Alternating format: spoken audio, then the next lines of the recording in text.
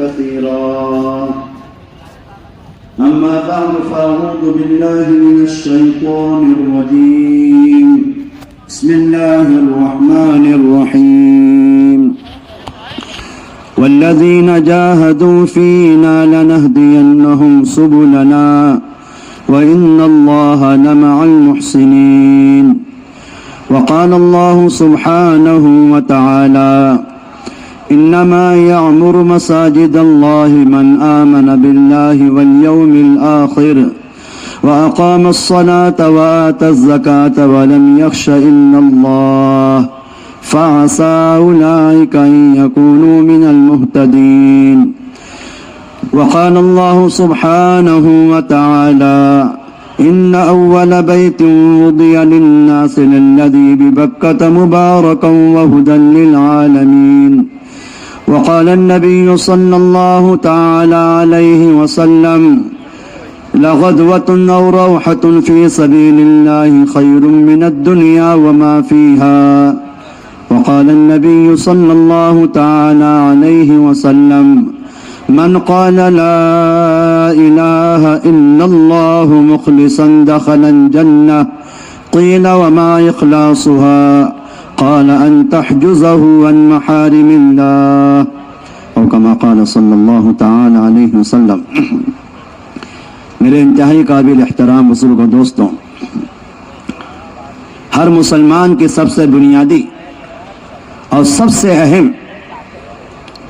ہر مسلمان کی سب سے بنیادی اور سب سے اہم ضرورت ہدایت کا ملنا ہے۔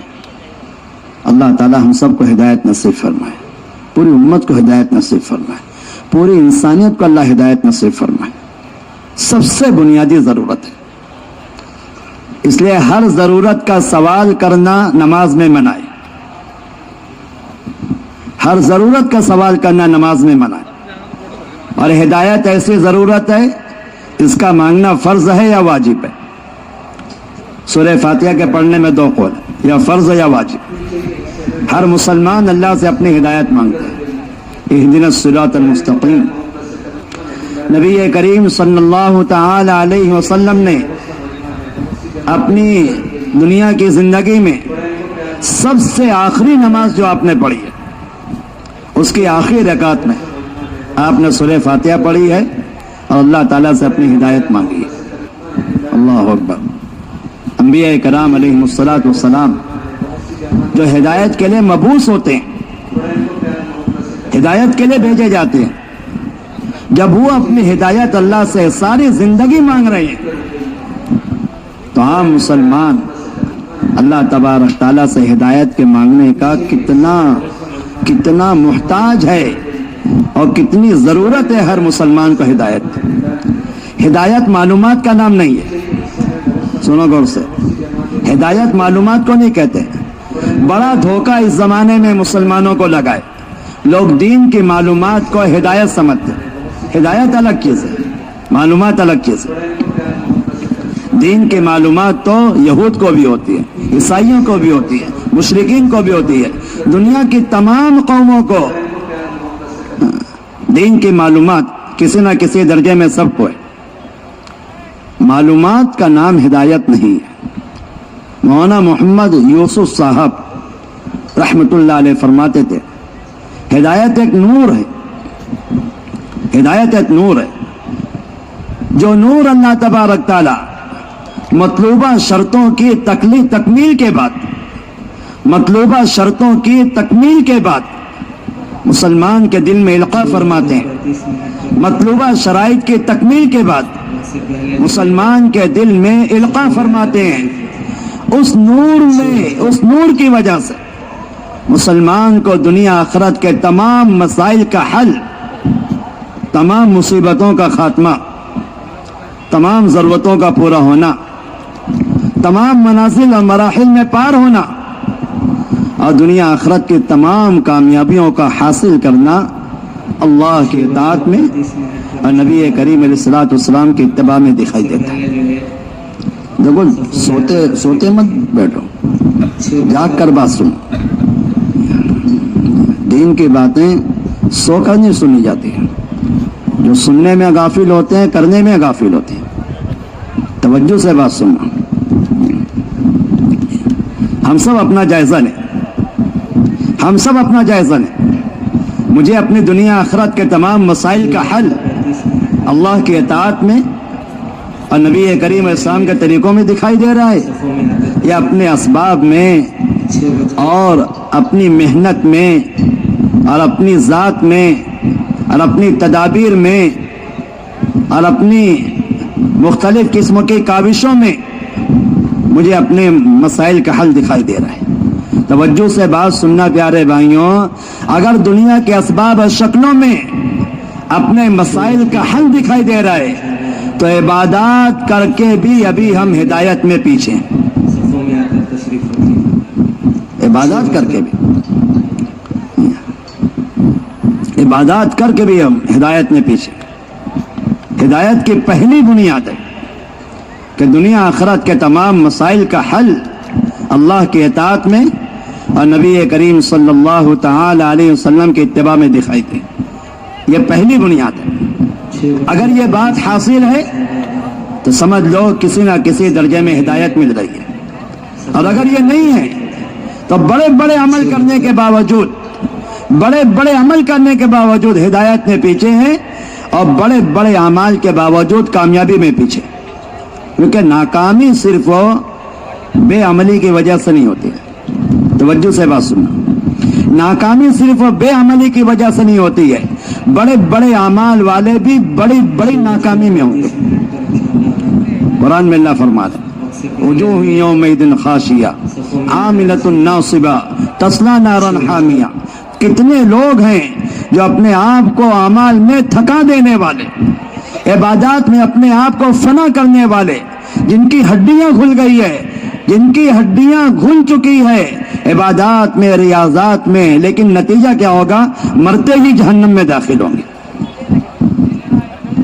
اللہ ہماری حفاظت فرمائے. تصلیٰ نارا حامیہ, مرتے ہی جہنم میں داخل. پہلی بات میں نے عرض کی ہے, ہم سب اپنا جائزہ لیں کہ مجھے اپنی کامیابی کہاں دکھائی دے رہی ہے, اللہ کی اطاعت میں, نبی کریم صلی اللہ علیہ وسلم کے طریقوں میں, یا دنیا کے اسباب میں. پھر ایک بات یاد رکھنا پیارے بھائیوں, ہدایت کے حصول کا تعلق دعوے سے نہیں ہے. ہدایت کے حصول کا تعلق دل کی توجہ سے ہے اور بدن کے عمل سے. آپ بات سنتے رہو توجہ سے. ہدایت کے حصول کا تعلق دعوے سے نہیں ہے کہ میں دعویٰ کروں ہاں مجھے اپنے سارے مسائل کا حل اللہ کے اطاعت میں دکھائی دیتا ہے, مجھے اپنی ساری مشکلات کا خاتمہ نبی کریم صلی اللہ تعالی علیہ وسلم کے اتباع میں دکھائی دیتا ہے. ہدایت کے حصول کا تعلق دعوے کے ساتھ نہیں ہے. ہدایت کے حصول کا تعلق دل کے توجہ سے, بدن کے عمل سے. کوئی حال, کوئی مسئلہ, کوئی مصیبت, کوئی پریشانی پیش آئے, اللہ تبارک تعالیٰ دو چیزوں کو دیکھتے ہیں, دل کی توجہ کو اور قدم کے اٹھنے کو. دل کہاں متوجہ ہے اور قدم پہلے کہاں اٹھ رہا ہے. اپنے مسائل کے حل کے لیے اور اپنی مشکلات کے خاتمے کے لیے اور اپنی کامیابی کے حصول کے لیے اگر دل کی توجہ پہلے اللہ کے غیر کی طرف چلی گئی, سمجھ لو ہم ہدایت میں پیچھے ہیں. ابھی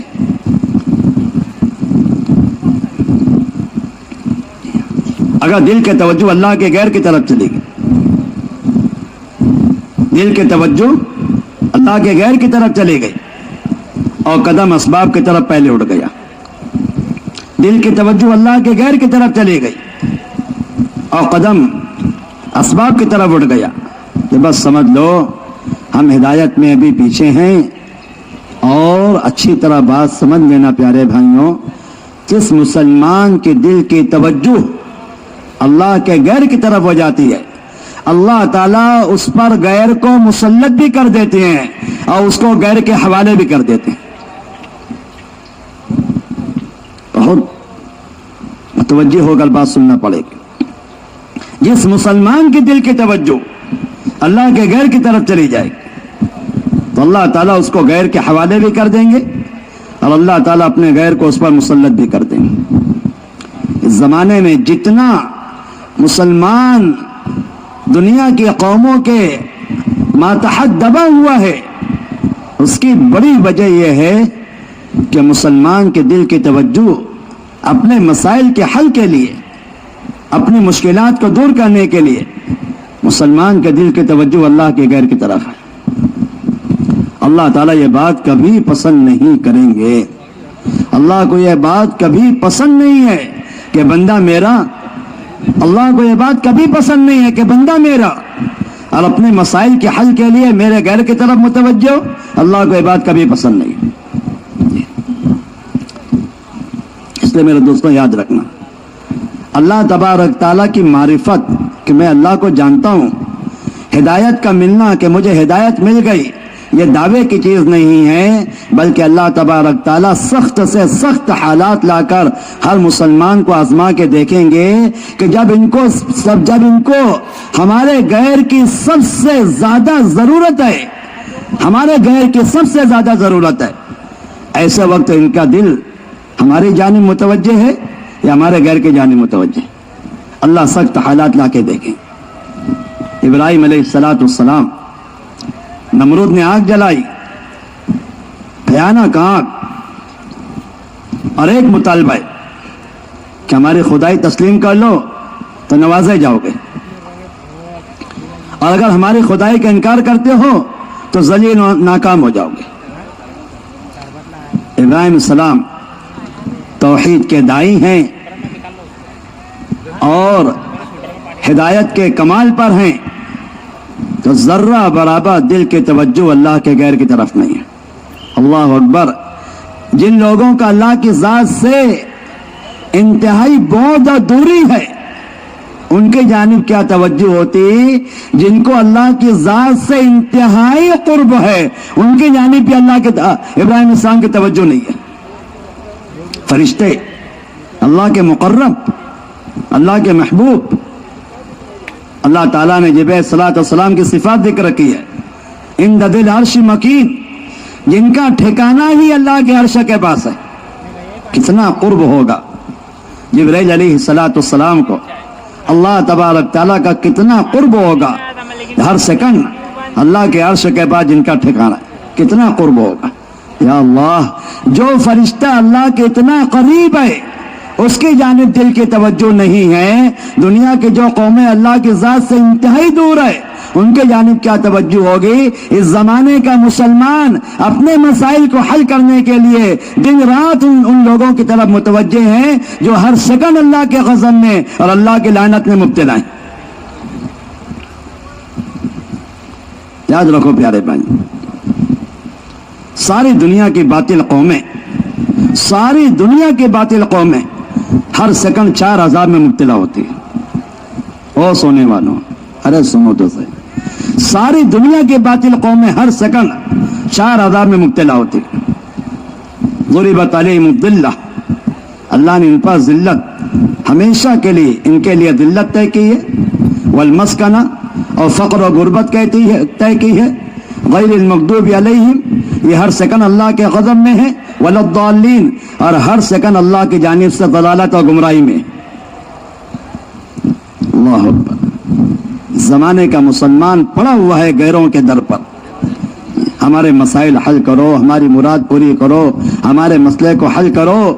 जी हाँ, नमाज पढ़ के, रोजा रख के, जिक्र करके, तिलावत करके, हज उम्रा करके, ये गैरुल्लाह की तरफ मुतवज्जे। अल्लाह के गैर की तरफ मुतवज्जे होना पहली अलामत है कि दिल हिदायत से खाली है। मैंने एक बात अर्ज की है कि हिदायत का हुसूल दावे की चीज नहीं है कि हम दावा करें हाँ मुझे हिदायत हासिल हो गई, और हम दावा करें कि हाँ मुझे अपनी दुनिया आखिरत की तमाम कामयाबी अल्लाह के इताअत में और नबी करीम अलैहिस्सलाम की इत्तिबा में दिखाई दे रही है। ये दावे की चीज नहीं है। अल्लाह तबारक तआला हालात ला के देखेंगे कि दिल कहाँ मुतवज्जे है और कदम कहाँ उठ रहा है। इब्राहिम अलैहिस्सलाम भयानक आग, एक तरफ नमरूद के बात मानने पर हमेशा की वजारत और हमेशा की इज्जत, और एक तरफ उसकी बात के इनकार करने पर बड़ी हलाकत और बड़ी बर्बादी। लेकिन जर्रा बराबर दिल अल्लाह के गैर के जानिब मुतवज्जे नहीं है। बड़े बड़े फरिश्तों की मदद का इनकार है, बड़े बड़े फरिश्तों की मदद का इनकार है। अम्मा इलेका फला, आप अपनी जानिब से आए हैं, हमें आपकी कोई हाजत नहीं है, कोई ज़रूरत नहीं। सबसे आखिर में जिब्रील अलैहिस्सलाम तशरीफ लाए। ऐसे वक्त में इब्राहिम सलाम तोप से निकल चुके हैं, आग में गिरने वाले हैं, फिजा में मुअल्लक़ है। जिब्रील अलैहिस्सलाम तशरीफ लाए। या खलील अल्लाह, अल्लाह के खलील आपकी मदद करें। एक सवाल किया इब्राहिम अलैहिस्सलाम को, अम्मा इलेका फला व अम्मा इलल्लाह फबला, आपकी जानिब से आए हैं, हमें आपकी कोई हाजत नहीं है, और अल्लाह ने आपको भेजा है तो हम कदम कदम पे अल्लाह की मदद नुसरत के मोहताज हैं। जिब्रील अलैहिस्सलाम कहने लगे, नहीं, अल्लाह ने भेजा नहीं है मदद के लिए, हम तो अल्लाह से पूछ कर आए, हम तो अल्लाह से इजाजत लेकर आए, हमें मदद के लिए भेजा नहीं गया है। जिब्रील अलैहिस्सलाम को जवाब मिला। इब्राहिम अलैहिस्सलाम कहने लगे, अम्मा इलेका फला, हमें आपकी कोई हाजत नहीं है। जिब्रील अलैहिस्सलाम जाने लगे। अल्लाह अकबर, अजीब बात है, सुनो तो सही, क्या सतह होती है अंबिया कराम अलैहिस्सलाम की, क्या सतह होती है अंबिया कराम अलैहिस्सलाम की, और उनकी जिंदगियां हिदायत से कैसे भरी हुई होती है। इसलिए हम साफ अर्ज करते हैं, काम करने वाले तमाम साथियों को इस बात का एहतमाम करना चाहिए, हमेशा अपने सामने अंबिया और सहाबा की जिंदगी रखें। ये दो जिंदगियां हैं, अंबिया और सहाबा की जिंदगी, हर किस्म की जलालत से, हर किस्म की गुमराही से, हर किस्म के बातिल से पाक, और हर किस्म के मसाइल के हल के लिए क़यामत तक आने वाले मुसलमानों के लिए उनकी जिंदगी बेहतरीन रहबरी है, बेहतरीन नमूना है। अंबिया की जिंदगी अपने सामने रखो। याद रखना प्यारे भाइयों, तवज्जो से बात सुनना, हालात के मौके पर गैरुल्लाह की जानिब से मदद और गैरुल्लाह की जानिब से पेशकश, यह मुसलमान का इकराम नहीं है, यह मुसलमान का इम्तिहान है। हमारा तो हाल ही अजीब है, कोई हाल, कोई तकलीफ, कोई परेशानी पेश आए और जहां किसी दूसरे की तरफ से मदद आ जाए तो हम तो समझते हैं बस जी अब तो मदद आ गई है, अब तो मसला हल हो गया है। हालांकि अल्लाह तबारक तआला को मदद करने के लिए किसी सबब की, किसी सहारे की, किसी शक्ल की क्या जरूरत है? अगर वो तेरी मदद करना चाहता है, उसका इरादा काफी है। तो अल्लाह इम्तिहान लेना चाहते हैं कि तू ऐसे मौके पर मेरे गैर की जानिब मुतवज्जह होता है या मेरे हर गैर का इनकार करके मेरी जानिब मुतवज्जह होता है। इब्राहिम अलैहिस्सलाम ने जिब्रील अलैहिस्सलाम की मदद कबूल नहीं की कि हमें आपकी मदद की कोई हाजत नहीं। अल्लाह अकबर, ईमान के कमाल का तकाजा ये है, और यह कामिल ईमान हर मुसलमान से मतलूब है। अच्छी तरह बात समझना प्यारे भाई, ऐसा नहीं है लोग समझते हैं कि कमाल ईमान अंबिया की खुसूसियत है, कमाल ईमान सहाबा की खुसूसियत है, कमाल ईमान औलिया की खुसूसियत है। ना मुझे कमाल ईमान की हाजत है और ना मैं कमाल ईमान का मुकल्लफ हूं। मैं आपको बताऊं, मैं दावत पर इंशरा क्यों नहीं हो रहा है, आमाल दावत पर तबीयत मुतमईन क्यों नहीं है, दावत पर इंशरा क्यों नहीं हो रहा है, आमाल दावत पर तबीयत मुतमईन क्यों नहीं है, और आमाल दावत की एहतियाज मुसलमान की जिंदगी में क्यों नहीं है? उसकी बुनियादी वजह यह है कि मुसलमान कमाल ईमान को न अपनी हाजत समझता है और न अपने आप को कमाल ईमान का मुकल्लफ समझता है। लोग कमाल ईमान को अंबिया की, सहाबा की, औलिया की खुसूसियत समझते हैं और समझते हैं कि हम कहाँ ऐसा ईमान ला सकते हैं और हमें किसी ऐसे ईमान की हाजत और जरूरत भी नहीं है, हमारे पास तो जितना ईमान है वही काफी है। हालांकि कमाल ईमान हर मुसलमान से मतलूब है और हर मुसलमान अल्लाह की जानिब से कमाल ईमान का मुकल्लफ है। अल्लाह तबारक तआला का साफ इरशाद है, आमिनू कमा आमनन नास, ऐसे ईमान लाओ जैसे सहाबा ईमान लाए। हर मुसलमान से कमाल ईमान मतलूब है। क्या सतह है इब्राहिम अलैहिस्सलाम की, जिब्रील अलैहिस्सलाम की मदद का इनकार, क्या हमें आपकी मदद की कोई हाजत नहीं। जिब्रील अलैहिस्सलाम जाने लगे तो इब्राहिम अलैहिस्सलाम दरखास्त की कि इब्राहिम दुआ तो करो अल्लाह आपकी मदद फरमाए, दुआ तो करो अल्लाह आपकी मदद फरमाए। इब्राहिम अलैहिस्सलाम कहने लगे जिब्रील से कि या जिब्रील, खबर उसे की जाती है जो बेखबर हो, अल्लाह तो खबीर बसीर है, उसे क्या खबर करना। इसका यह मतलब नहीं कि दुआ नहीं करना चाहिए, دعا تو بڑی اہم عبادت ہے اور دعا تو بڑی بنیاد ہے، اور دعا تو مسلمان کے اعمال میں سب سے زیادہ اکرام اللہ کے دربار میں مسلمان کی دعا کا ہوتا ہے۔ لیس شیء اکرم علی اللہ من الدعا، سب سے زیادہ اکرام اللہ کے دربار میں مسلمان کی دعا کا ہوتا ہے۔ اور میں آپ سے کیا عرض کروں پیارے بھائیوں، جو لوگ دعاؤں کا اہتمام نہیں کرتے ہیں وہ لوگ اپنے آپ کو اللہ کی مدد سے محروم کرتے ہیں۔ جو لوگ دعاؤں کا اہتمام نہیں کرتے وہ لوگ اپنے آپ کو اللہ کی مدد سے محروم کر دیتے ہیں۔ اللہ اکبر۔ کرونا کا سخت حالات چل رہے تھے، پہلا سیمائی پرانوں کا اجتماع پہلی مرتبہ حضرت نے سب کو بلایا، ماشاءاللہ پورے ملک سے لوگ آئے، حضرت نے لوگوں کو اللہ کے جانب متوجہ کیا اور خصوصی ترغیب دی لوگوں کو دعاؤں کا اہتمام کرنے کی، اور پھر کہنے لگے کہ دعا کے بغیر کام کرنا اللہ کے بغیر کام کرنا، دعا کے بغیر کام کرنا تو اللہ کے بغیر کیا کریں گے؟ کچھ بھی نہیں کر سکتے، کچھ بھی نہیں کر سکتے۔ مولانا عمر صاحب رحمۃ اللہ عجیب بات ارشاد فرماتے ہیں، کہتے تھے ہم سے جتنی خیر وجود میں آ رہی ہے، ہم سے جتنی خیر وجود میں آ رہی ہے اجتماعی اور انفرادی، ہم سے جتنی خیر وجود میں آ رہی ہے اور جتنی نافرمانی اور گناہوں سے بچ رہے ہیں یہ سب اللہ کا فضل ہے۔ کہتے ہم سب کی مثال ایسی جیسے وہ بچہ جو خود چل نہیں سکتا ہے، باپ اپنی انگلی پکڑ کر اسے چلاتا ہے، فرماتے تھے یاد رکھنا جس دن اللہ پاک اپنی توفیق کی انگلی کھینچ دیں گے کوئی چلانے والا نہیں ملے گا، سب گریں گے۔ اس لیے یاد رکھو پیارے بھائی، اللہ نہ کرے کوئی مسلمان اس خیر سے محروم ہو۔ اگر کسی کو اس خیر سے محرومی ہوئی ہے تو بجائے دوسروں کا الزام دینے کے اپنے ذات میں غور کرنا چاہیے کہ میں نے اللہ کی ذات میں کیا گستاخی کی ہے، اللہ نے مجھے اس خیر سے محروم کر دیا۔ میں آپ کو بتاؤں، میں توجہ سے بات سننا، ہدایت اور خیر سے محرومی کی سب سے پہلی بنیاد، ہدایت اور خیر سے محرومی کی سب سے پہلی بنیاد یہ ہوتی ہے کہ اللہ پاک اپنی قدرت سے ہدایت اور خیر کے جو نتیجے ظاہر کرتے ہیں، اللہ تعالیٰ اپنی قدرت سے ہدایت اور خیر کے جو نتیجے ظاہر کرتے ہیں، کام کرنے والے جب ان کو اپنی طرف منسوب کرتے ہیں اللہ تبارک تعالیٰ ان کو اپنی ہدایت سے محروم کر دیتا ہے۔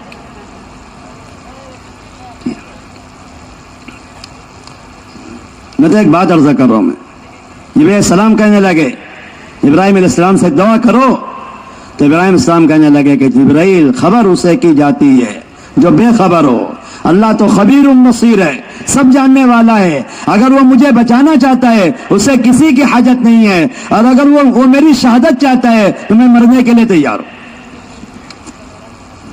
کوئی ذریعہ کوئی واسطہ اپنے اللہ کے درمیان میں استعمال نہیں کیا، کوئی ذریعہ کوئی واسطہ اپنے اللہ کے درمیان میں استعمال نہیں کیا، کیونکہ یہ بات حق ہے پیارے بھائیوں، ایک چونٹی جتنی محتاج ہے، ایک چونٹی جتنی محتاج ہے اپنے ہر نفع نقصان کے اندر اللہ کی ذات عالی کی جتنی محتاج ہے، ساری دنیا کے تمام اسباب والے، تمام انبیاء، تمام صحابہ، تمام اولیاء، تمام فرشتے اللہ تبارک تعالیٰ کے اتنے ہی محتاج ہیں، سب کی محتاجگی برابر، سب کی محتاجگی برابر۔ جی ہمیشہ یاد رکھو اللہ تبارک تعالیٰ کا جتنا غیر ہے پوری کائنات میں، اللہ نے اپنے ہر غیر پہ 2 لیبل لگایا ہے، 2 مہر اللہ کی جانب سے لگی ہر مخلوق پر۔ کوئی مخلوق اس مہر کو اپنی ذات سے ہٹا ہی نہیں سکتی، سب پر 2 مہر لگی، فقر کی اور فنا کی۔ کل من علیہ فان، اللہ کے علاوہ جو کچھ ہے فانی ہے۔ یا ایھا الناس انتم الفقراء الی اللہ، اللہ کے علاوہ جو کچھ ہے سب فقیر ہے۔ غنا اور بقا صرف اللہ کی ذات پر، غنا اور بقا، اللہ مستغنی ہے، اللہ غنی ہے، اللہ باقی رہنے والے ہیں۔ وَيَبْقَى وَجْهُ رَبِّكَ ذُو الْجَلَالِ وَالْإِكْرَامِ، غنا اور بقا صرف اللہ کی ذات کو ہے، اللہ کے علاوہ جو کچھ ہے فانی ہے، فقیر ہے۔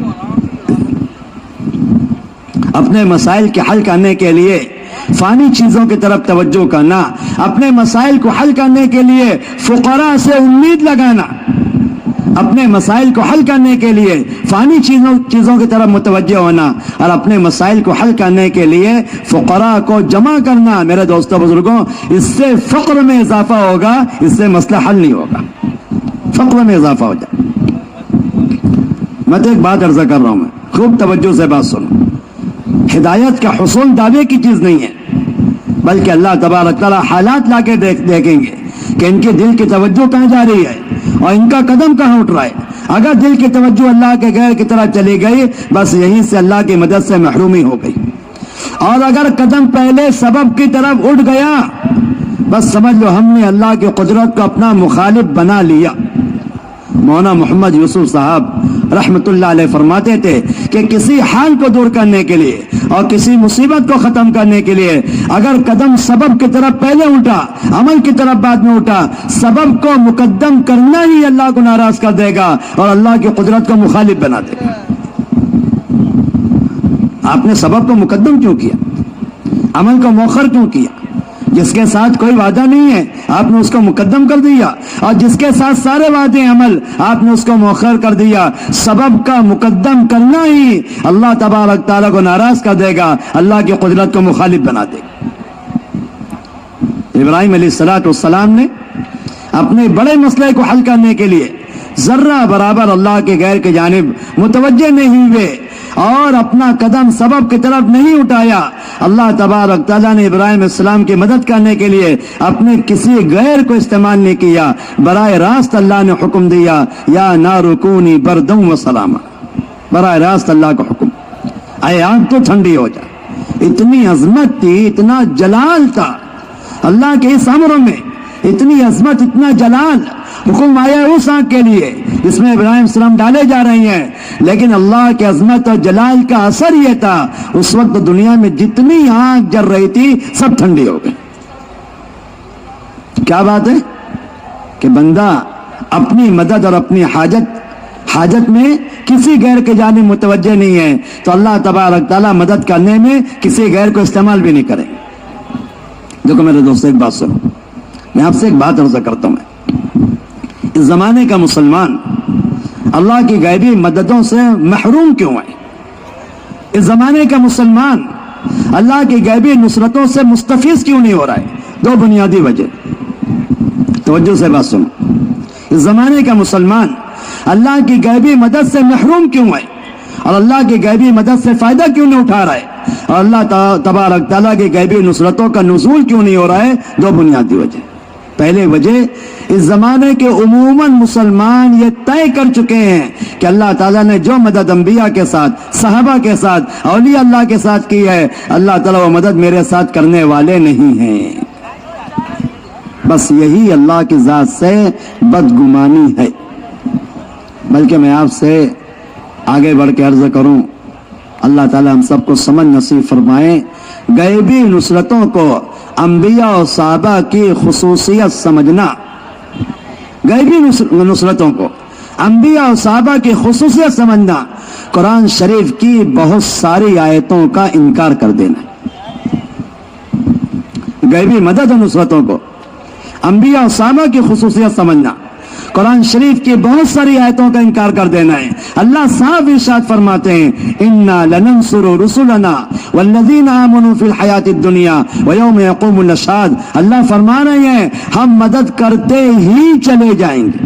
علماء جانتے ہیں فعل مضارع کا صیغہ ہے، مدد کرتے ہی چلے جائیں گے، یہ نہیں کہ مدد کی ہے، مدد کرتے ہی چلے جائیں گے، رسولوں کی اور ایمان والوں کی، دنیا کی زندگی میں بھی اور آخرت میں بھی۔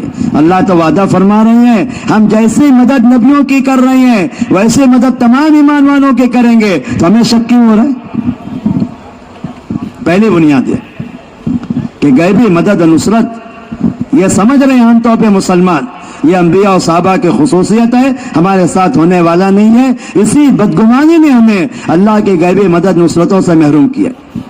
اور دوسری وجہ، جس ایمان کے کمال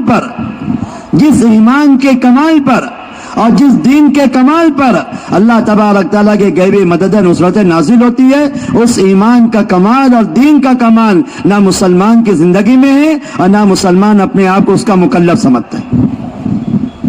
لوگ اپنے جزوی دین پر راضی ہے، اپنے جزوی دین پر راضی ہے، اور لوگ یہ سمجھتے ہیں کہ مجھے اپنے حالات کے اعتبار سے، ماحول کے اعتبار سے، تجربات کے اعتبار سے، سوجھ بوجھ کے اعتبار سے، عقل کے اعتبار سے، سمجھ کے اعتبار سے لوگ یہ سمجھتے ہیں کہ میں جتنے دین پہ چل رہا ہوں اتنا دین پر چلنا میرے لیے کافی ہے، لوگ یہ سمجھتے ہیں۔ حالانکہ اللہ تبارک تعالیٰ کا مطالبہ ہر ایمان والے سے کمال ایمان کا ہے، کمال دین کا ہے۔ آمنو کما آمن الناس، اللہ کا ایک مطالبہ ہے، ہر مسلمان کامل ایمان اپنے اندر پیدا کرے۔ یا ایھا الذین آمنوا ادخلوا فی السلم کافہ، ہر مسلمان سے دوسرا مطالبہ اپنی زندگی میں کامل دین داخل کرے۔ کمال ایمان اور کمال دین، دو مطالبے اللہ تبارک، کمال ایمان اور کمال دین، اپنے دلوں میں کمال ایمان اور اپنی زندگی میں کمال دین۔ اگر یہ دونوں کمال مسلمان حاصل کر لے، اللہ تبارک تعالیٰ کی کمال نصرتیں ہر مسلمان کے ساتھ نازل ہو۔ اس لیے میرے دوستوں، ہم سب کو یہ جائزہ لینا چاہیے، ہم سب اپنے آپ کو پرکھ کر دیں کہ مجھے اپنے دنیا آخرت کی کامیابی اور اپنی دنیا آخرت کے مسائل کا حل دنیا کے اسباب میں اور دنیا کی شکلوں میں دکھائی دے رہا ہے، یا مجھے اپنی دنیا آخرت کی تمام کامیابی اللہ کے اطاعت میں اور نبی کریم اسلام کے طریقوں میں دکھائی دے رہی ہے۔ ہم سب اپنا جائزہ، اور پھر ہر مسلمان اس بات کا فیصلہ کرے کہ میں موت تک ہدایت کا محتاج ہوں، میں موت تک ہدایت کا محتاج ہوں، اور موت تک ہدایت کی محنت کا محتاج ہوں۔ ہدایت حاصل کیسے ہوتی ہے؟ دو بنیادی چیزیں، ہدایت کا حصول، دو بنیادی محنتیں ہیں ہدایت کو حاصل کرنے کے۔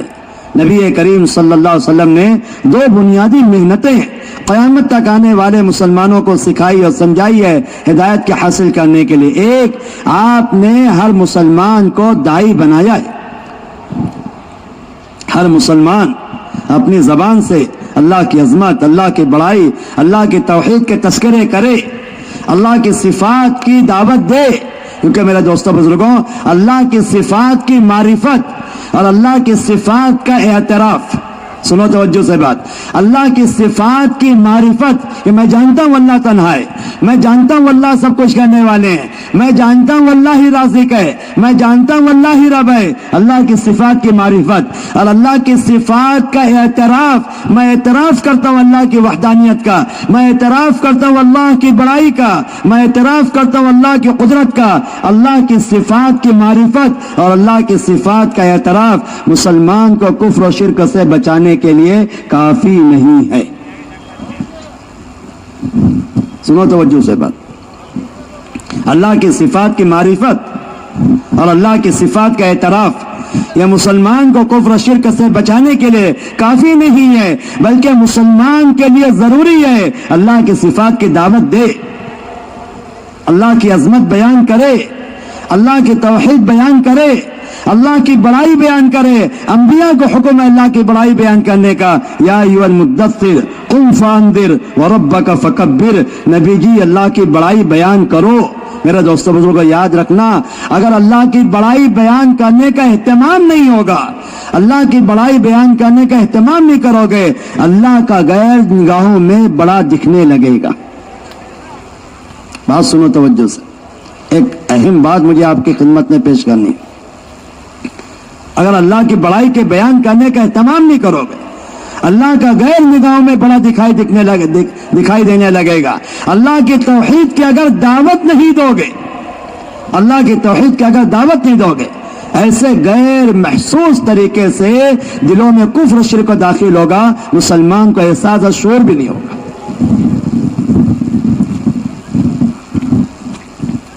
ایک صاحب عمرہ کر کے لوٹے، مسجد حرام، مسجد نبی کی زیارت کر کے عمرہ کر کے لوٹے۔ ہم ان کی زیارت کے لیے گئے۔ کچھ دنوں پہلے انہوں نے اپنے بیٹے کا نکاح کرایا تھا، ایک بڑے خاندان میں اپنے بیٹے کا نکاح کرایا، حرمین شریفین سے لوٹے ہیں، ابھی زیارت کے لیے گئے تو بعد میں یہ سوال کر لیا کہ حضرت آپ نے اپنے بیٹے کا نکاح بہت بڑے خاندان میں کرایا ہے، تو کیا حکمت ہے آپ کے سامنے، کیا مصلحت ہے؟ کہنے لگے مسجد حرام سے لوٹے ہیں، کہنے لگے کہ آئے دن مصیبتیں پریشانیاں پیش آتی ہے، مجھے ڈر اس بات کا لاحق ہوا کہ میں اکیلا ہوں اور میرے بعد میرا بیٹا اکلوتا اکیلا ہے، اگر میں مر جاؤں تو اس کی حفاظت کرنے والا کون ہوگا؟ تو بڑے خاندان میں نکاح کرا جائے کہ میرے بعد کوئی تو اس کا رکھوالی ہو، اور کوئی تو اس کا نگران ہو، اور کوئی تو اس کی حفاظت کرنے والا ہو۔ اللہ کے گھر سے لوٹے ہیں اور اللہ کے حفیظ ہونے پر ایمان بھی نہیں ہے، اللہ کے گھر سے لوٹے۔ اللہ کہ میں آپ کو بتاؤں، میں اتنا آسان ہے مسلمان کو اپنی حفاظت، سنو صحیح، بہت مزے کی بات ہے، اتنا آسان ہے مسلمان کو اپنی حفاظت کرنا۔ مسلمان اللہ کے دین کی حفاظت پر آ جائے، اللہ مسلمان کی حفاظت پر آ جائے گی۔ دو حفاظت ہے، حفاظت کی دو قسمیں، ایک اسلام کی، ایک مسلمانوں کی۔ دو قسمیں حفاظت کی، ایک اسلام کی، ایک مسلمانوں کی۔ اللہ کا نظام یہ ہے، اسلام کی حفاظت مسلمان کے ذمے ہے، مسلمان کی حفاظت اللہ کے ذمے۔ یہ ترتیب ہے اللہ کی، یہ ضابطہ ہے اللہ کا۔ مسلمان اسلام کی حفاظت پر آ جائے، اللہ مسلمان کی حفاظت پر آ جائے۔ اور جب اللہ کسی کی حفاظت کا ارادہ فرما لیتے ہیں، جب اللہ کسی کی حفاظت کا ارادہ فرما لیتے ہیں، ہلاک کرنے والی شکلوں کو حفاظت کا ذریعہ بنا دیتے ہیں۔ کیا بات ہے کہ مسلمان دین کی حفاظت پر آگے۔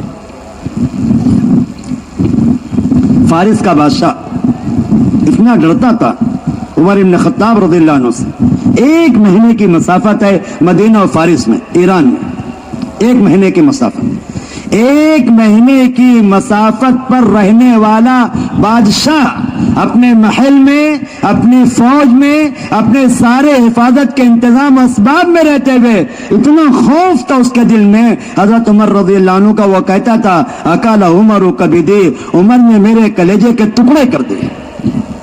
آپ دیکھو جس روب کے ذریعے اللہ نے نبی کریم علیہ السلام کی مدد کی ہے، نصرت بالرعب مسیرۃ شہر، اللہ کے نبی کا معجزہ ہے، 1 مہینے کی مسافت سے میری مدد کی گئی ہے روب کے ذریعے۔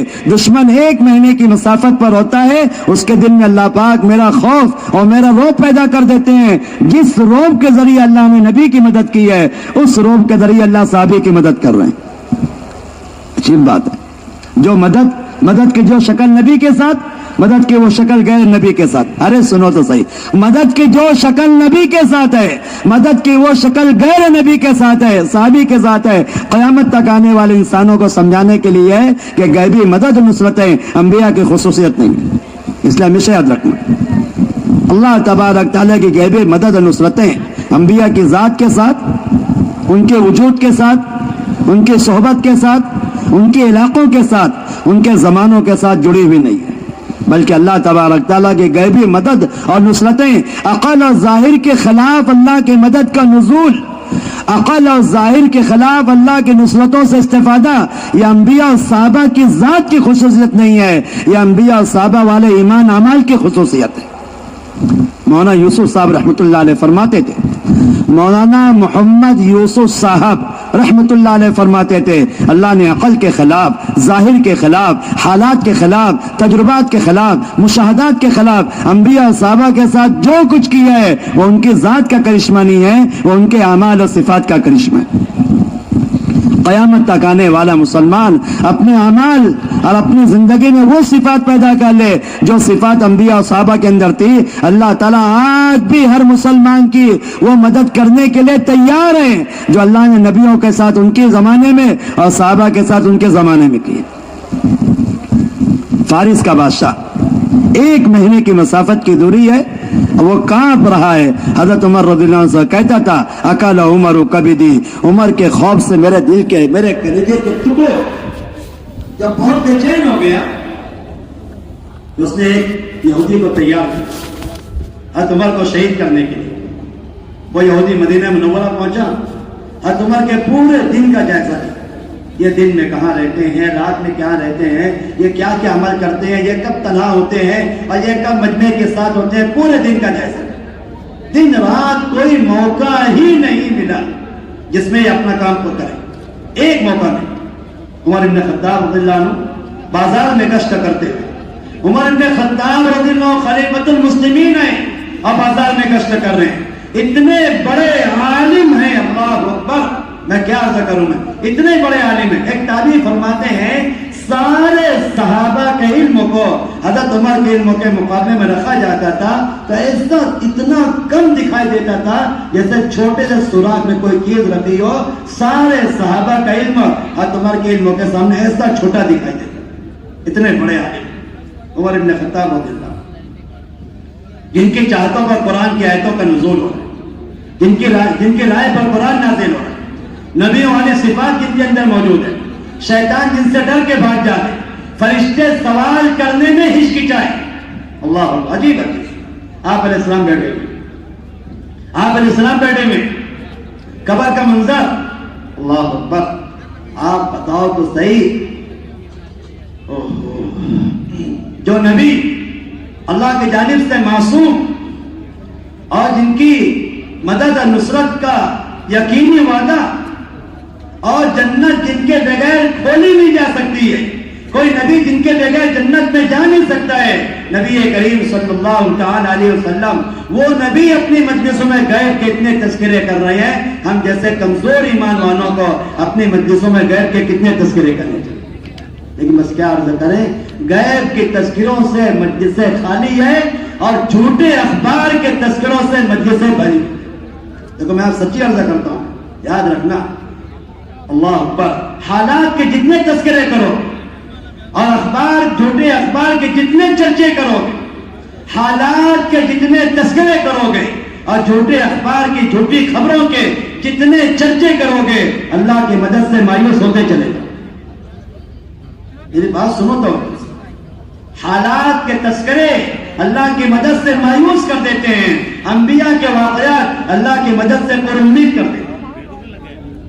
حالات کے تذکرے اللہ کی مدد سے مایوس کر دیتے ہیں، جھوٹی خبروں کے تذکرے اللہ کی مدد سے محروم کر دیتے ہیں، حالات کے تذکرے اللہ کی مدد سے مایوس کر دیتے ہیں، انبیاء اور صحابہ کے واقعات اللہ کی مدد سے پر امید کر دیتے ہیں۔ اللہ اکبر، اتنے عظیم الشان نبی صلی اللہ تعالی علیہ وسلم، وہ اپنے مجالس میں غیب کے تذکرے کرتے، اور ہم اپنے آپ کو غیب کے تذکروں کا محتاج ہی نہیں سمجھتے ہیں۔ میرا دوستو یاد رکھنا، اگر غیب کے تذکرے نہیں کریں گے، مشاہدہ ایسا زندگی میں غالب ہوتا چلا جائے گا اور مشاہدہ ایسا زندگیوں پر مسلط ہوتا چلا جائے گا، غیب کی خبروں سے استفادہ تو دور کی بات ہے، غیب کی خبروں میں شک ہونا شروع ہو جائے۔ یہ بھی ہو سکتا ہے، یہ بھی ہو سکتا ہے، کیوں کہ غیب کے تذکرے بند ہو۔ نبی کریم صلی اللہ علیہ وسلم اپنی مجلسوں میں غیب کے تذکرے کر، آپ نے کہا کہ کیا حال ہے قبر میں مسلمان کا، کیا حال ہو عمر، تیرا کیا حال ہوگا؟ دو فرشتے منکر نکیر، اصواتہم کالبرق، بجلی کی طرح ان کی آواز، بجلی کی کڑک کی طرح، اور بال بڑے بڑے اپنے پیروں سے رونتے ہوئے، اور ان کے منہ سے، ان کی ناک سے آنکھ کی لپٹیں نکل رہی ہے، اور ایسی آواز ساری دنیا ان کی آواز سن کے بے ہوش ہو جائے، اور اتنا بڑا ہتھوڑا آپ ان کے ہاتھوں میں، اتنا بڑا ہتھوڑا ساری دنیا کے انسان اور جنات مل کر ایک ذرے کے لیے اس ہتھوڑے کو اٹھا نہیں سکتے ہیں، ایسے فرشتے تیرے پاس آئیں گے تجھ سے سوال جواب کرنے کے لیے۔ عمر بتا تو کیا جواب؟ عثمان نے پوچھا، اللہ کے نبی، ہم آپ کے سامنے جیسے ہوش میں بیٹھے ہیں، جانتے ہیں یہ قبر ہے، یہ حشر ہے، یہ جنت، یہ جہنم، یہ دنیا، یہ آسمان، یہ زمین، آپ اللہ کے نبی، یہ صحابہ، یہ ہمارے ساتھی، جیسا احساس اور شعور ہمیں دنیا کے اندر ہے، ایسا احساس شعور قبر میں ہوگا، عقل سربج ہوگی؟ تو آپ نے کہا ہاں احساس اور شعور ہوگا آپ کو۔ کہنے لگے اذا نکفیہما، پھر تو دونوں سے نپٹ لوں گا، نپٹ لوں گا۔ ابھی یہ بات ہو ہی رہی ہے، ابھی یہ بات ہو ہی رہی ہے، جبرائیل علیہ السلام تشریف لائے، کہنے لگے اللہ کا نبی، آپ کا صحابی عمر رضی اللہ عنہ، جب یہ قبر میں رکھا جائے گا اور فرشتے اس کے پاس آئیں گے پوچھنے کے لیے، من ربک ما دینک ومن نبیک، سوال کریں گے تیرا رب کون ہے، تو بجائے جواب دینے کے یہ سوال کرے گا فرشتوں، میرا رب اللہ ہے، بتاؤ تمہارا رب کون ہے؟ سوال کریں، میرا رب اللہ ہے، تمہارا رب، میرا دین اسلام ہے، تمہارا دین کیا ہے؟ میرے نبی محمد صلی اللہ علیہ وسلم، تمہارے نبی کون ہے؟ تو فرشتے کہیں گے آپس میں سمجھ میں نہیں آتا، ہم اس کے سوال کے لیے بھیجیں کہ یہ ہمارے سوال کے لیے۔ اللہ اکبر، جن کے یہ سطح اور جن کے ایمان کا یہ کمال، وہ اتنے بڑے عالم ہو کر وہ مدینہ کے بازار میں گشت کر رہے۔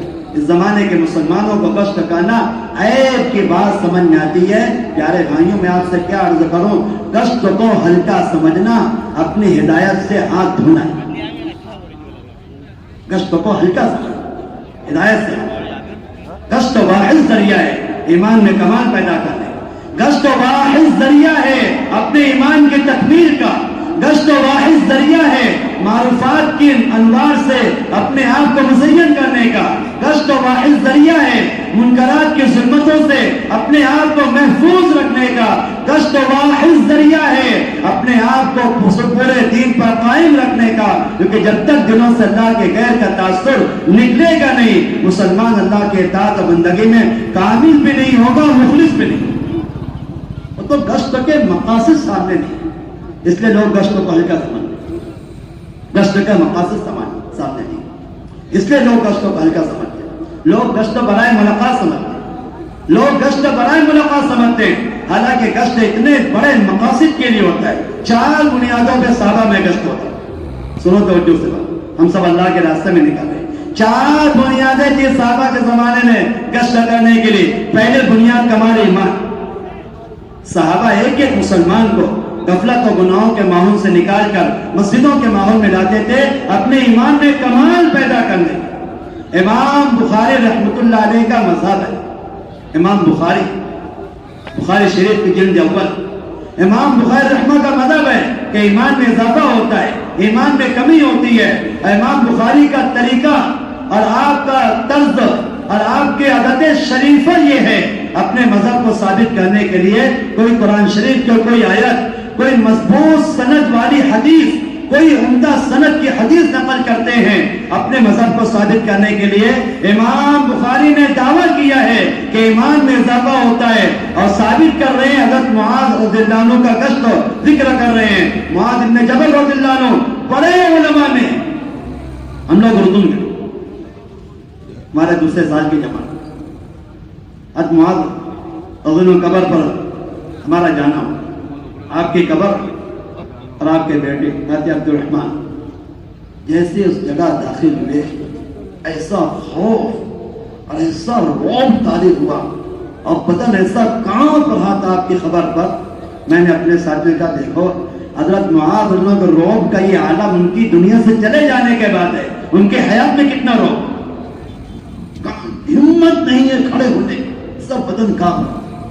سید العلماء، علماء کا جھنڈا جن کے ہاتھ میں، اتنے بڑے عالم ہیں، اور وہ مدینہ کے بازار میں گشت کر رہے ہیں۔ قم بنا، اجلس بنا، تعال بنا، آؤ ہمارے ساتھ، چلو ہمارے ساتھ، اٹھو ہمارے ساتھ، نؤمن بربنا ساعتن، اپنے ایمان میں کمال پیدا کریں گے۔ اللہ اکبر۔ جن صحابہ کا ایمان قیامت تک آنے والے مسلمانوں کے نمونہ ہے، وہ صحابہ اپنے ایمان میں کمال کے لیے گشت کرتے تھے۔ ہم سب ضعیف الایمان لوگوں کو اپنے ایمان میں کمال کے لیے گشت کا کتنا اہتمام کرنا چاہیے۔ لیکن میں آپ سے کیا عرض کروں، اب تو حال یہ ہے پرانے ذمہ دار ساتھیوں کا عمومی گشت، عمومی ملاقاتیں، مسجد کی آبادی، عمومی تعلیم میں شرکت، یہ سب ابتدائی چیزیں بن گئی۔ لوگ سمجھتے ہیں یہ کوئی کورس ہے جس سے ہم گزر چکے ہیں، اب ہمیں ان چیزوں کا اہتمام کرنے کی کوئی ضرورت نہیں ہے۔ طبیعتوں میں استغنا پیدا ہو رہے ہیں عمومی دعوت سے، عمومی گشتوں سے۔ میں آپ سے کیا عرض کروں پیارے بھائیوں، اللہ ہم سب کو ہدایت نصیب فرمائے۔ انفرادی دعوت سے مستغنی ہونا، اپنی ہدایت سے مستغنی ہونا۔ جو دعوت چھوڑ دے گا وہ اپنی ہدایت کھو بیٹھے، جو دعوت چھوڑ دے گا وہ اپنی ہدایت کھو بیٹھے۔ عجیب حال ہے، گشت میں آپ چلے جائیں، آپ چلے جائیں، آپ چلے جائیں، ذمہ دار ساتھی عمومی گشتوں سے اپنے آپ کو بچائیں۔ نبی کریم صلی اللہ علیہ وسلم، آپ صلی اللہ علیہ وسلم ہلاکت کے مواقع پر، جان جانے کا خطرہ ہے، ہلاکت کے مواقع پر آپ صلی اللہ علیہ وسلم انفرادی دعوت کا، انفرادی گشتوں کا، انفرادی عبادات کا اہتمام کر رہے ہیں۔ اللہ تعالیٰ کے دو ہی خصوصی توجہ کے موقع اپنے بندے کی طرف، الذی یراک حین تقوم وتقلبک فی الساجدین، جب آپ گشت کر رہے ہوتے ہیں، جب آپ انفرادی عبادت میں ہوتے ہیں، اللہ تعالیٰ آپ کی طرف خصوصی طور پر متوجہ ہو۔ 4 مقاصد ہے گشت۔ سب سے پہلا مقصد کمال ایمان، کہ اپنے ایمان میں کمال پیدا کرنے کے لیے ایک ایک مسلمان کے پاس جا کر غفلت اور گناہوں کے ماحول سے نکال کر مسجدوں میں لا کر یہاں اللہ کی عظمت سمجھاؤ، یہاں اللہ کی بڑائی سمجھاؤ، یہاں اللہ کی طاقت سمجھائیں، یہاں اللہ کی قدرت سمجھاؤ۔ اللہ کا تاثر اللہ کے گھر میں پیدا ہو، اللہ کا تاثر اللہ کے گھر میں پیدا ہو۔ عجیب بات ہے، جس کے گھر میں جاتے ہو دل اس سے متاثر ہو جائے۔ بولو بھائی، وزیر کے گھر میں پہنچے، اس کی وزارت کا اثر دل میں آ گیا۔ ڈاکٹر کے گھر میں پہنچے، اس کے فن کا تاثر دل نے قبول کر لیا۔ وکیل کے گھر میں پہنچے، اس کی وکالت کا تاثر دل نے قبول کر لیا۔ پہلوان کے گھر میں پہنچے، اس کی قوت سے دل متاثر ہو گیا۔ اور میں آپ سے سناؤں مزے کی بات، پاگل کے گھر میں پہنچے تو اس کے جنون سے طبیعت متاثر ہو، یہ پاگل ہے، پتہ نہیں کیا کرے، جلدی نہیں۔ عجیب حیرت کی بات ہے، مخلوق کے گھر میں جاتے ہی ان کے فن کا، ان کے ذوق کا، ان کے عضو کا تاثر دل قبول کر لیتا ہے۔ کیا گمان ہے ہمارا، ہم اللہ کے گھر میں داخل ہوں گے دل اللہ سے متاثر نہیں ہوں گے؟ ہماری تو ملاقاتوں کی پہلی غرض، ہماری ملاقاتوں کی سب سے پہلی بنیاد ہر مسلمان کو غفلت اور گناہوں کے ماحول سے نکال کر مسجد کے ماحول میں لانا۔ میں تو عرض کر رہا ہوں پیارے بھائی، عمر بن خطاب رضی اللہ عنہ گشت کر رہے ہیں بازار، اور گشت کرتے کرتے ایک درخت کے نیچے مدینہ منورہ کے باہر تنہا بالکل درخت کے نیچے قیلولہ کرتے ہیں، آرام فرماتے۔ یہودی نے دیکھا بہت اچھا موقع ہے، اس سے بہترین کوئی موقع نہیں ہے اپنے کام میں کامیابی کے لیے اور اتنے بڑے انعام کو حاصل کرنے کے لیے، یہاں ان کا کام پورا ہو سکتا۔ حضرت عمر بن خطاب رضی اللہ عنہ کی آمد سے پہلے بڑا تیاری کر کے درخت پر چڑھ گیا ہوں اور سارے اسباب سے مزین کہ تمہر آئیں گے اور گہری نیند سوئیں گے اور میں ان کا کام پورا کروں، اور تمہر اپنا معمول کا گشت کر دے، بالکل اہتمام استقامت کے ساتھ اپنے معمول کا گشت کرتے کرتے آپ تشریف لائیں اور اسی درخت کے نیچے آرام کرنا۔ جب گہری نیند آ گئی، یہودی نے دیکھا بہت اچھا موقع ہے۔ جیسے ہی اس نے نیچے اترنے کا ارادہ کیا، ایک خوفناک شیر، ایسا خطرناک شیر جنگل سے آیا، حضرت عمر کے پاس بیٹھا اور آپ کے تلوے چاٹنے لگا۔ اس یہودی کو حالت خراب، اوپر کی سانس اوپر، نیچے کی سانس نیچے، اتنا بھیانک شیر جس کی کبھی شکل نہیں دیکھی، اس کی حقیقت دیکھنے میں آ رہی۔ وہ تو حضرت عمر کی شہادت بھول گیا، اپنی حیات کے فکر میں نہیں، کیا حال ہو۔ اور شیر کا تلوے چاٹنا اور تلوے پہ ٹھنڈک پہنچنا، اور گہری نیند آتی، لوگ گہری نیند لانے کے لیے تلوے پر تیل لگاتے ہیں، اور گہری نیند، ٹھنڈک پڑ رہی ہے، نیند گہری ہو رہی۔ حضرت عمر جب تک سوتے رہے شیر حفاظت کرتا، ہلاک کرنے والی شکل کو اللہ نے حفاظت کا ذریعہ بنا دیا۔ کیا بات ہے، عمر رضی اللہ عنہ دین کی حفاظت پر ہے، اللہ عمر کی حفاظت پر۔ میں آپ کو بتاؤں، میں اس زمانے کا مسلمان ضائع کیوں ہو رہا ہے، اس زمانے کا مسلمان ضائع کیوں ہو رہا ہے؟ سب سے بنیادی وجہ ہے مسلمان نے اپنے اسلام کو ضائع کیا ہے۔ اسلام کو ضائع کرنے کی نوست میں مسلمان ضائع، اسلام کو ضائع کرنے کی نوست میں مسلمان ضائع ہو رہا ہے، ورنہ اس مسلمان کی حفاظت کا اللہ کی جانب سے انتظام چل رہا ہے۔ جب تک ہے عمر سوتے رہے، وہ شیر بیٹھا رہا، آپ کے تلوے چڑھتا رہا، اور جیسے ہی آپ کے بیداری کا وقت ہوا اور حرکت ہوئی، شیر نے دیکھا، فوراً بھاگا ہو، اور تمہارے بیدار ہوئے، وہ نیچے ہو یہودی، اور اس نے معافی مانگی کہ حضرت مجھے معاف فرمائیں، میں تو ایسے برے ارادے کے ساتھ آیا تھا، لیکن میں نے دیکھ لیا اللہ کی مدد آپ کے ساتھ ہے، مجھے کلمہ پڑھا کہ اسلام میں داخل۔ میرے دوستوں، مجھے ایک بات عرض کر رہا ہوں، بہت آسان ہے مسلمان کو اپنی جان کی، اپنے مال کی، اپنے اسباب کی حفاظت، اپنے جان مال اسباب کو اللہ کے دین پہ لگا دو۔ دین کی حفاظت کا اللہ نے وعدہ کیا ہے. جس جو جانماز زندگی اللہ کے دین پر لگائے گا اس کی حفاظت پہ اللہ خود فرمائے. اور اگر اس جانماز کو خواہشات میں لگاؤ گے تو خواہشات تباہ ہونے والی ہے, دنیا تباہ ہونے والی ہے. جو جانماز زندگی دنیا پہ لگے گی وہ بھی تباہ. 4 بنیادوں پہ گشت ہوتا ہے صحابہ کا. پہلے بنیاد کمال ایمان. ایک صحابی اپنے ایمان کو کامل کرنے کے لیے بڑے بڑے کبار صحابہ, عمر بن خطاب رضی اللہ, ابی بن کعب رضی اللہ, ابو ہریرہ رضی اللہ, معاذ بن جبل رضی اللہ عنہ, ابن رواحہ رضی اللہ. عمر بن خطاب رضی اللہ عنہ نبوت کی صفات رکھنے والے صحابی. معاذ بن جبل سید العلماء ہے, ابو ہریرہ سید المحدثین ہے, ابی بن کعب سید القراء ہیں, ابن رواحہ ایسے اونچے درجے کے صحابی ہے جو عین خواہش کے موقع پر آخرت کا ایسا استحضار ان کو تھا جیسا استحضار آج بڑے سے بڑے نمازی کو نماز میں نہیں ہوگا, جو استحضار ان صحابی کو عین خواہش کے موقع پر آخرت کا. رات کا وقت ہے, بیوی تنہا ہے, بیوی کی گود میں سر آئے, کمرے میں اندھیرا ہے. ابن رواحہ رونے لگے. بیوی نے پوچھا کیا بات ہے, کیوں رو رہے ہو؟ کہنے لگے مجھے آخرت یاد آئی. اللہ اکبر, آپ غور تو کرو ان صحابہ کی زندگیاں جن کو عین خواہش کے موقع پہ آخرت کا ایسا استحضار تھا, ان کا نماز میں مسجدوں میں ان کو آخرت کا کیا استحضار. میں آپ کو بتاؤں, میری بات سننا تو, خواہشات سے لذت, خواہشات سے لذت دل قبول ہی اسی وقت کرتا ہے. الفاظ میں غور کرنا, خواہشات کی لذت دل قبول ہی اسی وقت کرتا ہے, اور خواہشات کے ارتکاب پر اعضاء میں جرأت اسی وقت ہوتی ہے جب مسلمان آخرت میں بھول جاتا ہے. خواہشات کی لذت دل قبول ہی اسی وقت کرتا ہے, اور اعضاء میں خواہشات کی تکمیل پر جرأت اسی وقت ہوتی ہے جب مسلمان آخرت کو بھول جاتا ہے. آخرت کا استحضار وہ بنیادی چیز ہے جو مسلمان کو اللہ تبارک تعالیٰ کی نافرمانی اور گناہوں سے محفوظ رکھتی ہے. بلکہ میں آپ کو عجیب بات سناؤں, میں آخرت کا استحضار وہ چیز ہے جو فتنوں سے محفوظ رکھتی ہے. میں آپ کو بتاؤں, میں دو خرابی جن سے مسلمان مبتلا ہو, معاصی کا صدور اور فتنوں کا ظہور. دو خرابی جن میں مسلمان مبتلا ہو, معاصی کا صدور اور فتنوں کا ظہور. فتنوں کا ظہور اسی وقت ہوتا ہے اور معاصی کا صدور اس وقت ہوتا ہے جب اللہ کا خوف دل سے نکل جاتا ہے, آخرت کی فکر دلوں سے نکل جاتا ہے. اللہ کا خوف اور فکر آخرت جب دلوں سے نکل جاتی ہے, اب معاصی کا صدور ہوگا, فتنوں کا ظہور ہوگا.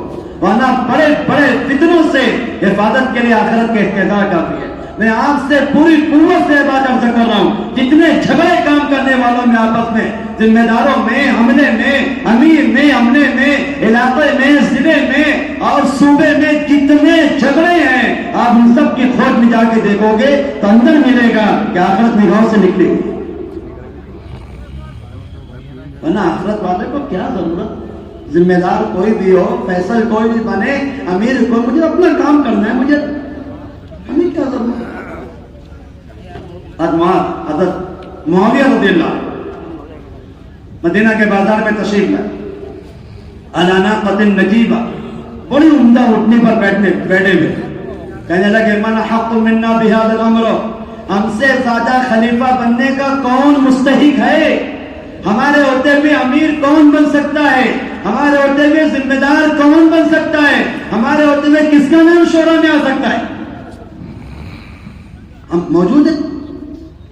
عبداللہ ابن عمر رضی اللہ عنہ اسی بازار میں کہا کہ میرے دل میں خیال پیدا ہوا کہ میں اس کو بتاؤں میں کہ تجھ سے زیادہ خلافت کا حقدار اور امیر بننے کا حقدار وہ ہے جس نے تجھے بھی اور تیرے باپ کو پیڑ پیڑ کے ہدایت قبول کرنے پر مجبور کی ہے. اپنے آپ کو مراتے رہے کہ میں تیری بھی ہدایت کا ذریعہ ہوں, تیرے باپ کی بھی ہدایت کا ذریعہ ہوں. کہنے لگے تجھ سے زیادہ خلافت کا حقدار وہ ہے جو تیرے اور تیرے باپ کی ہدایت کا ذریعہ بنا ہے. پھر کہنے لگے مجھے آخرت یاد آ گئی. میں نے کہا چھوڑو, ہمیں کیا کرنا ہے, ختم. مسئلے حل نہیں ہو رہے ہیں, جھگڑے ختم نہیں ہو رہے ہیں. میں آپ سے سچی عرض کرتا ہوں, جھگڑا کرنے والوں کے دلوں میں کریج کے دیکھو گے اندر حب دنیا ملے گی, حب دنیا ملے گی, حب جا, مجھے بڑا میرے ہوتے ہوئے کون ہوگا، میرے ہوتے کے اندر ملے گی گہرائی میں حب جا. اس حب جا نے سارے مسئلے خراب کیے ہیں، ورنہ جس کے سامنے آخرت ہو اس کو کیا پڑے ان چیزوں کی. ہمیں کیا کرنا ہے، مجھے آخرت جاتا ہے. معاصی کا صدور اسی وقت ہوتا ہے، فتنوں کا ظہور اسی وقت ہوتا ہے جبکہ مسلمان کے دلوں سے فکر آخرت نکل جاتا ہے. یہ بڑے بڑے کبار صحابہ ایک ایک مسلمان کو غفلت اور بازاروں کے ماحول سے نکال کر مسجدوں کے ماحول میں لاتے تھے کمال ایمان کے لیے.